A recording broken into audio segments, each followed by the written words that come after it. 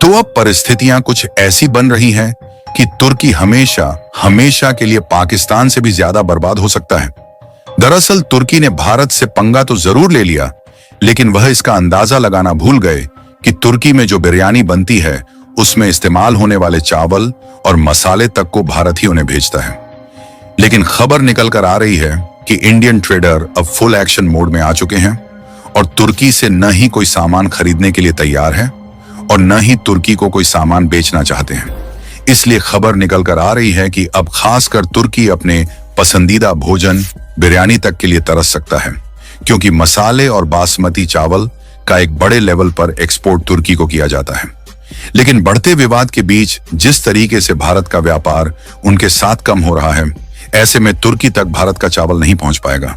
बल्कि यही चावल तुर्की के बजाय अब कुछ यूरोपीय देशों में भेजा जाएगा,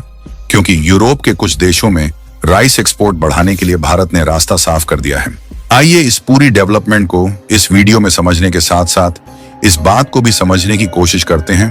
कि आखिरकार भारत और तुर्की का तनाव किस लेवल पर पहुंच गया है। लेकिन आगे बढ़ने से पहले तुर्की को एक के बाद एक झटके भारत की तरफ से दिए जा रहे हैं। उसके लिए वीडियो को एक लाइक करके चैनल को सब्सक्राइब जरूर कर लीजिए, क्योंकि यह आपके लिए तो 1 सेकंड का काम है, लेकिन इससे हमारी काफी बड़ी मदद होती है। दरअसल अब भारत की तरफ से तुर्की के खिलाफ कार्यवाही करने के बाद तुर्की के साथ कुछ ऐसा हो रहा है कि यह इस तरीके से फंसते जा रहे हैं कि शायद अगर तुर्की को पहले से पता होता तो वह भारत से पंगा लेने की हिमाकत कभी ना करता,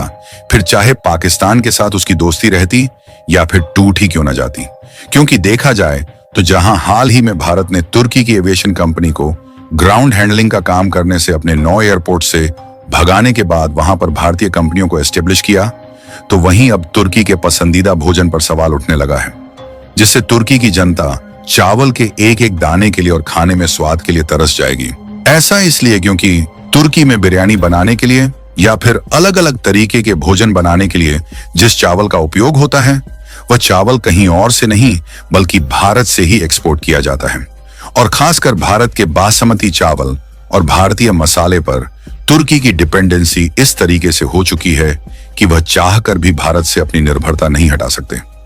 ऐसा इसलिए क्योंकि राइस यानी कि चावल के साथ भारत का रिश्ता बहुत पुराना है और भारत जिस किस्म के बासमती चावल दुनिया भर के देशों में और तुर्की को भेजता है, उस तरीके के शानदार किस्म वाला चावल दुनिया का कोई भी देश प्रोड्यूस ही नहीं कर पाता। इसलिए दुनिया भर के अलग अलग देश में, फिर चाहे मिडिल ईस्ट के देश हों या फिर यूरोपीय और वेस्टर्न कंट्रीज हों, यहां तक कि अफ्रीकी देशों में भी भारत के बासमती चावल की डिमांड इतनी ज्यादा है कि भारत को अपनी घरेलू मांग पूरा करने के लिए बीच बीच में चावल के एक्सपोर्ट पर बैन भी लगाना पड़ता है। और भारत के बासमती और नान बासमती चावल की डिमांड इतनी ज्यादा होने के कारण भारत दुनिया का सबसे बड़ा राइस एक्सपोर्टर कंट्री है। और इसी की लपेट में तुर्की भी आता है, जहां भारतीय चावल पर इनका दीवानापन किस तरीके से है,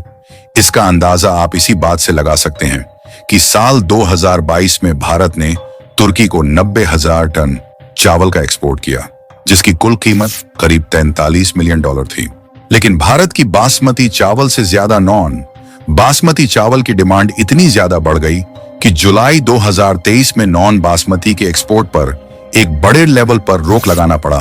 और केवल लिमिटेड शर्तों के अनुसार ही इसका एक्सपोर्ट चालू रखा, ताकि इसकी कीमतें भारत के लोगों को ज्यादा महंगी न पड़े। अब नतीजा यह हुआ कि भारत की तरफ से सप्लाई तो धीमी कर दी गई, लेकिन चावल की डिमांड घटने की बजाय और भी ज्यादा बढ़ती जा रही थी, क्योंकि दुनिया भर के देश भारतीय चावल का स्वाद एक बार छक चुके थे। और इन्हीं देशों में तुर्की भी था, जिसने भारत के द्वारा कई लिमिटेशन के बावजूद भी साल 2023 से 24 के बीच करीब 88,000 टन राइस इंपोर्ट किया। लेकिन सोचने वाली बात यह है कि तुर्की के लोग भारतीय चावल के इतने ज्यादा दीवाने हो गए थे कि उन्होंने केवल 88,000 टन चावल के लिए ही करीब $65 मिलियन की कीमत भारत को चुकाया। हाल में कुछ महीने पहले भारत ने टूटे चावल के एक्सपोर्ट पर लगे प्रतिबंध को फिर से हटा दिया, जिससे इस बार के फाइनेंशियल ईयर में भी तुर्की अब तक करीब $46 मिलियन के चावल को भारत से खरीद चुका। लेकिन अब तुर्की को भारत से भगाने की इस मुहिम में, जहां पिछले दिन ग्राउंड मैनेजमेंट की सर्विस देने वाली तुर्की की एविएशन कंपनी को भारत से भगाया गया, वहीं जितने भी इंडियन ट्रेडर हैं, उसमें से करीब 24 राज्यों के व्यापारिक नेता दिल्ली में एक साथ मीटिंग की है और सबने फैसला लिया है कि तुर्की को ना ही कोई सामान एक्सपोर्ट किया जाएगा और ना ही तुर्की से हम कोई भी सामान खरीदेंगे। यानी कि जाहिर सी बात है कि जब तुर्की को भारत के द्वारा कोई भी सामान एक्सपोर्ट नहीं किया जाएगा तो उसी में चावल भी होगा, जिसे एक बड़ी मात्रा में तुर्की भारत से खरीदता है। इसीलिए अब यह खबर आना शुरू हो गई है कि अब तुर्की बिरयानी भी नहीं बना पाएगा और ना ही उस बिरयानी में तड़का लगा पाएगा, क्योंकि ही तुर्की के लोगों का पसंदीदा भोजन बिरयानी है। लेकिन उस बिरयानी को बनाने में जो चावल इस्तेमाल होता है उसे भारत ही एक्सपोर्ट करता है। यहां तक कि भारत तुर्की को मसाले भी भेजता है जिसका इस्तेमाल बिरयानी बनाने में किया जाता है। लेकिन अब आप लोगों के मन में सवाल आ रहा होगा कि भारत तुर्की को चावल और मसाले का एक्सपोर्ट नहीं करेगा तो इससे भारत को भी एक बड़े लेवल पर नुकसान होगा। तो इसके लिए आपको बता दें कि तुर्की को भारत के द्वारा चावल और मसाले का एक्सपोर्ट नहीं भी किया जाएगा तो इससे भारत के एक्सपोर्टर पर थोड़ा सा भी असर नहीं पड़ेगा,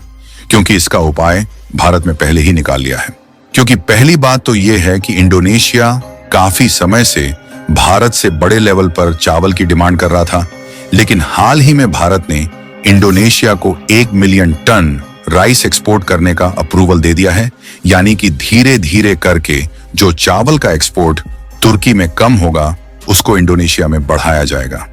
और इंडोनेशिया की मार्केट में तो हम नॉन बासमती चावल को एक्सपोर्ट कर देंगे, लेकिन जब बात बासमती चावल की जाए तो इसकी डिमांड ऑलरेडी ग्लोबल लेवल पर कई देशों में देखने को मिल रही है, जो कि इंडियन एक्सपोर्टर के लिए नए दरवाजे को खोल चुकी है, जिससे तुर्की की जरूरत ही नहीं है। ऐसे में भारत ने भी ग्लोबल मार्केट में डिमांड और मौके को भांपते हुए यूरोपीय देशों में चावल एक्सपोर्ट करने के तौर तरीकों को और भी ज्यादा आसान कर दिया है, जिससे अब यूरोपीय देशों में भी पहले से ज्यादा राइस का एक्सपोर्ट किया जाएगा। और इंडियन मसाले की डिमांड तो अभी ही इतनी ज्यादा है कि भारत खुद पूरी नहीं कर पाता, तो जाहिर सी बात है कि तुर्की में भारत से मसाले एक्सपोर्ट किए जाएं या ना किए जाएं, यूरोपीय देश पहले से ही भारतीय मसाले के दीवाने बनकर बैठे हैं। यानी कि कहने का मतलब यह है कि अगर तुर्की सोच रहा होगा कि भारत उन्हें चावल और मसाले की सप्लाई नहीं करेगा तो भारत खुद नुकसान सहेगा, तो ऐसा बिल्कुल भी नहीं है। बल्कि तुर्की की जनता तो भारत से चावल और मसाले के लिए तरसेगी ही, लेकिन दूसरी ओर भारत को कोई भी फर्क नहीं पड़ेगा। यहां तक कि इंडियन चावल की डिमांड इतनी ज्यादा बढ़ रही है कि एक्सपोर्ट बढ़ने से भारत ग्रेन यानी कि अनाजों के मामले में ग्लोबल सुपर पावर बनने जा रहा है। और साथ ही भारत ने हाल ही में कुछ खास किस्म के चावलों पर एडिशनल 20% का एक्सपोर्ट टैक्स लगा दिया है। यानी कि इन्हीं चावल को एक्सपोर्ट करके भारत की 20% एक्स्ट्रा कमाई होगी। फिलहाल आपका इसके बारे में क्या सोचना है? क्या यूरोपीय देशों का और इंडोनेशिया का मार्केट भारत के राइस और मसाले एक्सपोर्ट के लिए ठीक रहेगा या नहीं? अपनी राय कमेंट में जरूर बताएं और इस वीडियो को लाइक करके अपने मित्रों तक शेयर जरूर करें ताकि उन्हें जानकारी मिल सके। इसी तरह और भी नॉलेजेबल वीडियो देखने के लिए चैनल को सब्सक्राइब करके बेल आइकन को ऑल पर जरूर सेलेक्ट करें। जय श्री राम।